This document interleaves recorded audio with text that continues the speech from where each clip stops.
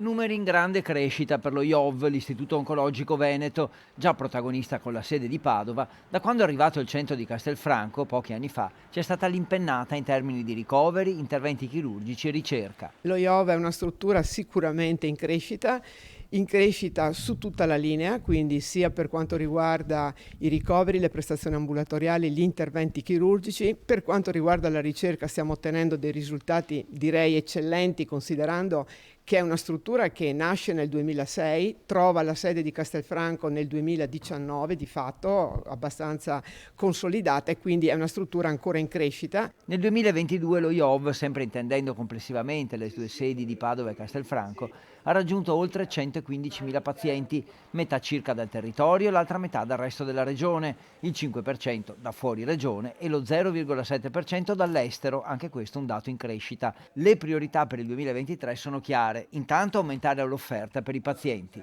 Consolidare l'edilizia, che è il nostro grande tema, innovare le tecnologie che sono in parte presenti e in parte da acquisire, poi la costruzione della radioterapia di Castelfranco e la riorganizzazione dell'anatomia patologica e dell'area oncoematologica e ematologica di Castelfranco. Altro tema cruciale è quello degli investimenti, ben 55 milioni tra edilizia e tecnologia, senza mai trascurare Castelfranco rispetto a Padova, visto che nella struttura trevigiana sono in programma, ad esempio nella tecnologia, investimenti per quasi 7 milioni di euro.